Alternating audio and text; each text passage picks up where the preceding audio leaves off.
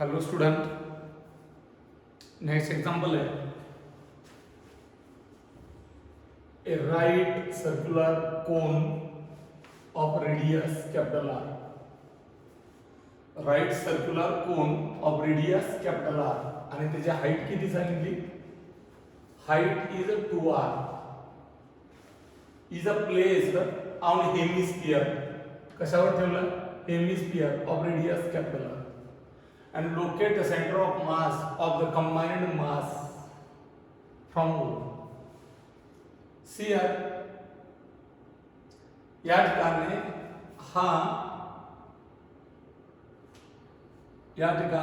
हा कोन आहे, right circular कोन असं. ओके, आणि याच्यावरती काय ठेवलंय? याच्यावरती ठेवलाय, कशावर ठेवलाय? हा सेमी हेमिस्फियर अर्धगोल. या अर्धगोलाची रेडियस किती रे? तर या ठिकाणी रेडियस आहे कॅपिटल आर अर्धगोलाची, आणि याची हाईट किती? तर 2r. बरोबर ना? मग मास 3 डायमेन्शन असेल तर मास कशावरती डिपेंड आहे? व्हॉल्यूमवरती, आणि म्हणून mass is directly proportional to volume. मग प्रोपोर्शनॅलिटी कॉन्स्टंट घेतला तर mass is equal to k into volume. Mass is equal to k into volume. हा k काय? प्रोपोर्शनॅलिटी कॉन्स्टंट आहे. मग मला सांगा, मी याला नंबर 1 दिलाय आणि याला नंबर 2 दिलाय, तर 1 काय? तर कोण आहे? सिलेंडरचं व्हॉल्यूम काय असतं? πr²h. त्याच्या 1/3 असते. म्हणून k 1/3 πr². हे कोणाचं झालं? सिलेंडरचं. हे पूर्ण या ठिकाणी πr² इंटू h हे सिलेंडरचं, आणि कोणाचं किती असतं? 1/3 असते त्याच्यात. म्हणून या ठिकाणी m1 is equal to k 1/3 πr² into 2r. 2π 2π divide by 3 r² into r r³. आणि म्हणून या ठिकाणी हे काय झालं? The mass. मग ही body arrangement symmetrical about y axis आहे. या ठिकाणी पहा, हा x ऍक्सिस जर काढला, हा जर x काढला, तर हा y काढला, तर हे तुमचं सिमेट्रिकल आहे. मग खालचे y काय असतील? निगेटिव्ह, वरचे पॉझिटिव्ह. मग या ब्ल्यू कलरचा जो दाखवला आहे त्याचा सेंटर ऑफ मास इथं. मग याचा y1 काढायचा, याचा y2 काढायचा. सिमेट्रिकल अबाउट y असल्यामुळे ycm काढायचा. मग y1 काय असतो? h/4 असतो. कुणाचा? कोणाचा. मग h किती रे? 2r. म्हणून y1 is equal to h/4. h किती? 2r. बेदोने 4. There is y1 is equal to r/2. Okay. मग m2 is equal to m2 काय? m2 is equal to k into volume. पूर्ण गोलाचं व्हॉल्यूम किती असते? 4/3 πr³. आणि त्याच्या हाफ आहे 1/2, याचा अर्धा 4/3 πr³. रेडियस r आहे. मग बेदोने 4 is equal to k into 2/3 πr³. Okay. त्याचा y2 काय असतो? तर y2 म्हणजे या हेमिस्फियरचा आपण स्टँडर्ड फॉर्म्युल्यामध्ये पाहिलं, हा असा असेल. तर सिमेट्रिकल अबाउट दॅट, म्हणून हा सेंटर ऑफ मास. तर हा y2 किती असेल? तर y2 असते 3r/8. किती? 3r/8.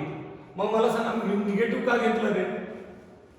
निगेटिव्ह आपण कोऑर्डिनेट मोजतो, आणि ते कोऑर्डिनेट ओरिजिन पासून मोजतो. मग हा कोणत्या ऍक्सिस वरती? y. पण अपवर्ड आहे की डाऊनवर्ड आहे? तर डाऊनवर्ड आहे. आणि म्हणून या ठिकाणी y2 इज इक्वल टू काय? -3r/8. या ठिकाणी पहा, एक गोष्ट, हा m1 आला, हा m2 आला. M1 आणि M2 सारखे चाललेत ना. K into 2 by 3 pi r cube, K into 2 by 3 pi r cube, right. मग मी त्याला M म्हणलं तर चालतं, इक्वल आहेत. म्हणून M1 is equal to M2 is equal to K into 2 by 3 pi r 2 by 3 pi r cube. मी याला काय म्हणलं, दॅट इज द M मानलं. ओके. मग YCM is equal to M1 R1 M1 X1.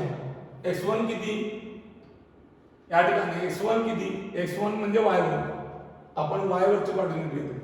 Y1 किती, that is R/2. मग M1 Y1 plus M into Y2 M2 Y2. Y2 हा minus आहे, divided by M1 plus M2 M plus M, right. याच्यातून MR आणि याच्यातून MR मी जर common घेतला, हा MR आणि हा MR कॉमन घेतला, हा इथं MR आहे, तर इथं काय राहिलं 1/2, हा 1/2 plus into minus minus 3/8 divide by 2M. M ला M कॅन्सल, राईट. मग मी R/2 इथं सेपरेट लिहिला. 8 एक 8, 2 6, 8 2 16, 8 वजा 6 2 डिवाइडेड बाय 16, 2 ला 2 cancel, 8 divided by 16. So YCM is equal to किती आला, R/16. म्हणून या ठिकाणी Y सेंटर ऑफ मास कुठे येईल तर Y ऍक्सिस होती, आणि मग HCM किती असतो 0, आणि हा किती आला R/16. आणि म्हणून हे आन्सर आहे तुमचं. The coordinate of centre of mass 0, R/16. Okay. पुढचा प्रॉब्लेम पाहू आपण. या ठिकाणी पहा थिअरी. आपण आतापर्यंत काय करायचो, पार्टिकल घ्यायचो, M1 M2 M3 M4 distribution असायचं. पण बॉडी जर कंटिन्युअस डिस्ट्रीब्युशन असेल, बॉडीचं मास हे कंटिन्युअसली डिस्ट्रीब्युटेड असेल, तर what are the formulae of coordinate of CM. In the case of distribution, that is the continuous mass, the center of mass is given, that the HCM is equal to integration XDM divided by integration DM. Integration DM म्हणजेच काय असतं तर total mass of body असतं. मग integration YDM divided by integration DM म्हणजेच काय, त्या बॉडीचं टोटल मास. हे कधी कंटिन्युअस डिस्ट्रीब्युशन असेल, कधी continuous distribution, right, continuous distribution असेल. मग या ठिकाणी पहा एक्झाम्पल आहे, द लिनियर मास डेन्सिटी. बऱ्याच वेळा आपण लॅम्बडाने दाखवतो. या प्रॉब्लेम मध्ये लिनियर मास डेन्सिटी म्हणजे M/L. इथं त्याने रो ने दाखवलंय, या लॅम्बडा म्हणजे कशाने दाखवलंय, रो ने. लिनियर मास डेन्सिटी म्हणजेच काय, that is mass per unit length of rod, ज्या रॉडची लांबी L इज गिवन बाय. मग याच्यात काय रे, हा रो 0 कसा सांगितलाय, कॉन्स्टंट. L कसा आहे, कॉन्स्टंट. लेंथ दिली फिक्स आहे.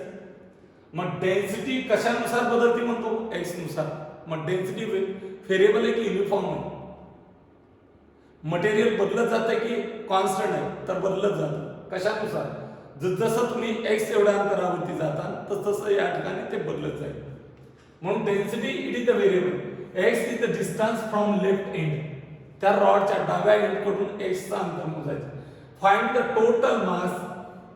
एक काय काढायला सांगितलं, टोटल मास काढायला सांगितलं, आणि दुसरं काय काढायला सांगितलं, locate the CM centre of मास. कुठून, लेफ्ट एंड कडून. ओके. देन सी या ठिकाणी मी हा रॉड घेतला, हा काय रे, x ऍक्सिस, हा x ऍक्सिस आहे, हा y ऍक्सिस आहे. आणि या ठिकाणी हा इलेमेंट घेतला, कशाचा? रॉडचा. त्या एलिमेंटची लांबी किती? dx. मग याचा मास किती? dm. मग 1 मीटरचा मास किती? 1 मीटरचं मास रो. तर dx चं किती? Rho into dx. आणि हे कुणाचं आहे? कुणाची dx लांबी? एलिमेंटची. मग एलिमेंटचा मास किती रे? dm. म्हणून dm is equal to rho dx. Okay. त्यामुळे मास पर युनिट लेंथ किती दिलाय? Rho is equal to rho 0 into 1 plus x by l. Rod कुठून स्टार्ट होतो? 0 पासून. कुठे संपतो? एल ला. मग लिमिट काय? x is equal to 0 to x is equal to L. हे लिमिट असेल तुमचं. x is equal to 0 to x is equal to L. मग mass of element dm is equal to 1 मीटरचा मास किती? रो. त्याची लांबी किती? dx. मग dx लांबी असणाऱ्याचा मास किती? Rho into dx. मग मला मास काढायचे. Integration of dm it is nothing but total mass. that is capital M. मी याच्या अगोदर सांगितलं. मग कॅपिटल M किंवा small m is equal to integration dm is equal to integration rho dx. dm ची किंमत ठेवली. मग मला सांगा dx व्हेरिएबल आहे. लिमिट काय? 0 टू l. 0 पासून l पर्यंत रॉड आहे. रो ची किंमत ठेवली. Rho 0 inside the bracket 1 plus x bye l into dx. 0 to l. Okay. So ही रो ची किंमत मी रो 0 ने आत मल्टिप्लाय केली.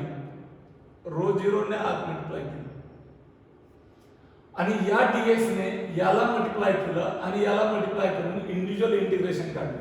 मग हा रो 0 जर बाहेर केला, हा रो 0 बाहेर घेतला कॉन्स्टंट आहे. मग dx चं इंटिग्रेशन 0 टू l.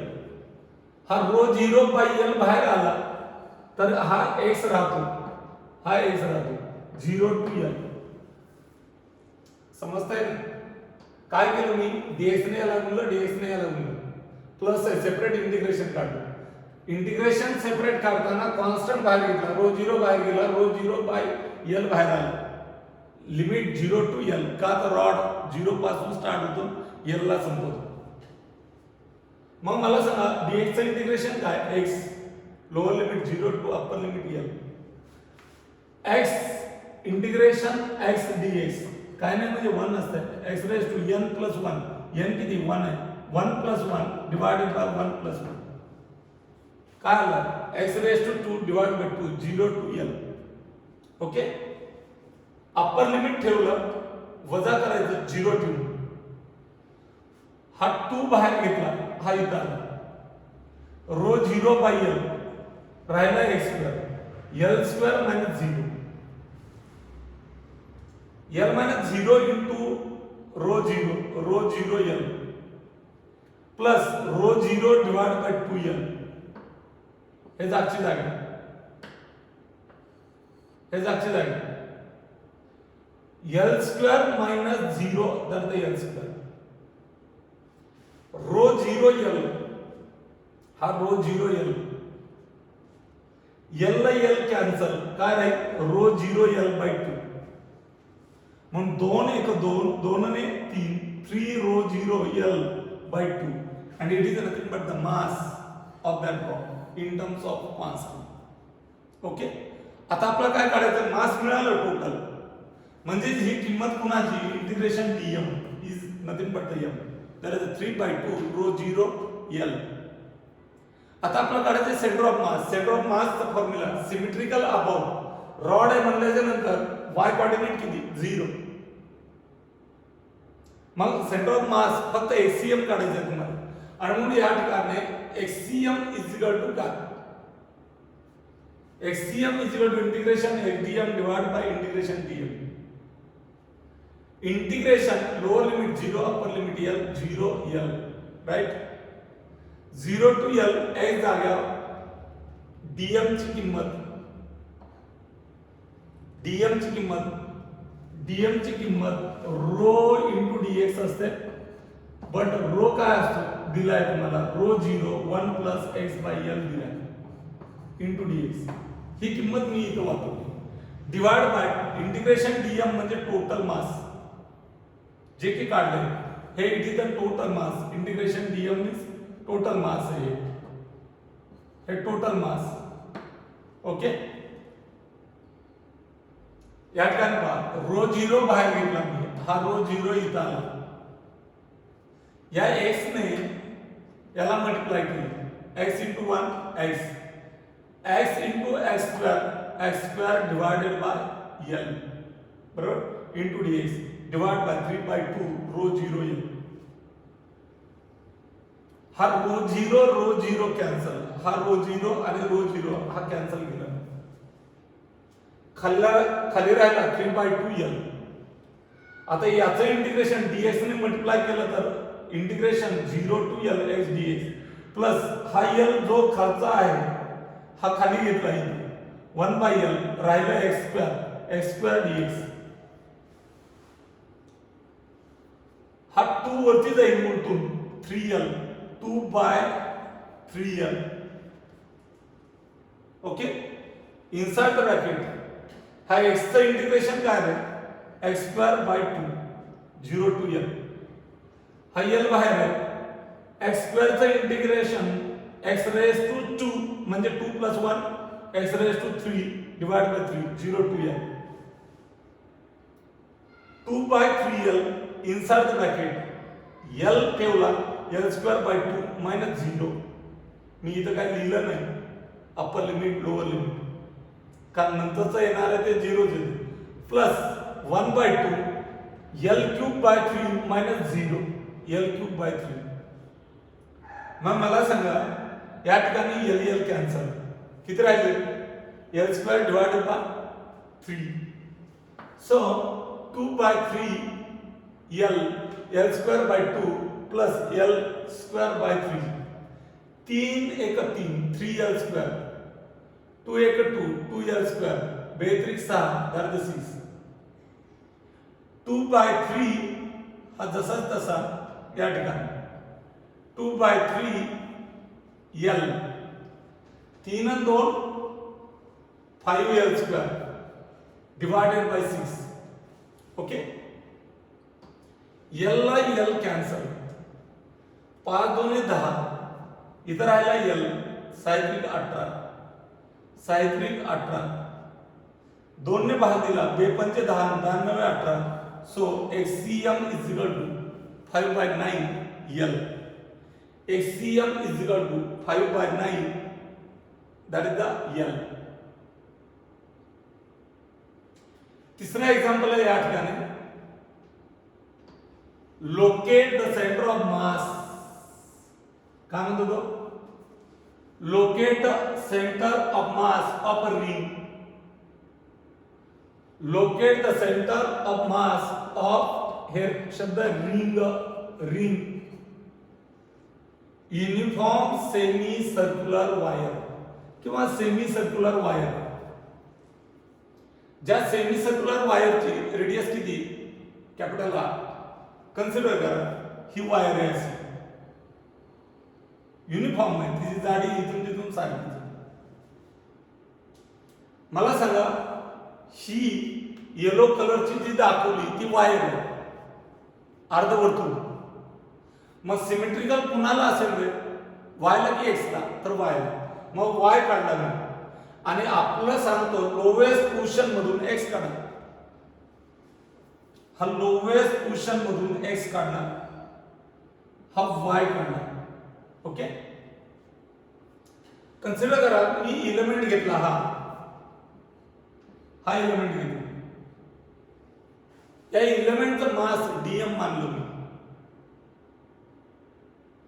मग मला सांगा या एलिमेंटने इथं केलेला अँगल किती डी थीटा. या एलिमेंटने इथं केलेला अँगल हा डी थीटा आहे.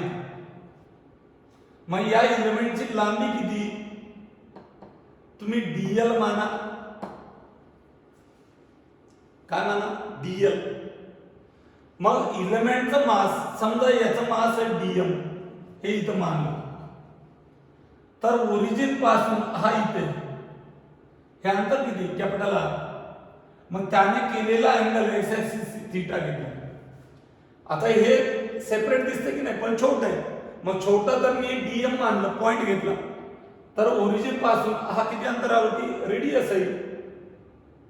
मग रेडियस आहे तर याचा कोऑर्डिनेट काय, थीटा अँगल केलाय, हा इथून लंब टाकला. मग कुणाशी अँगल केलाय, आर ने, एक्स सी. मग हे अंतर किती, आर कॉस थीटा. हा डीएम चा कोऑर्डिनेट झाला, एक्स कोऑर्डिनेट. आणि वाय कोऑर्डिनेट काय, समोरची भुजा. हे अंतर किती असते, आर साइन थीटा, कारण वाय शी अँगल नाही, समोरासमोर ते सारख्याच घेतले. मग अँगल इज इक्वल टू काय आहे, arc divide by radius. He arc किती, डीएल, हे रेडियस आर, आणि हा अँगल किती, डी थीटा. हा छोटा पार्ट मी उचलून इथं दाखवतो. मग d theta is equal to काय, डीएल डिवाइड बाय आर.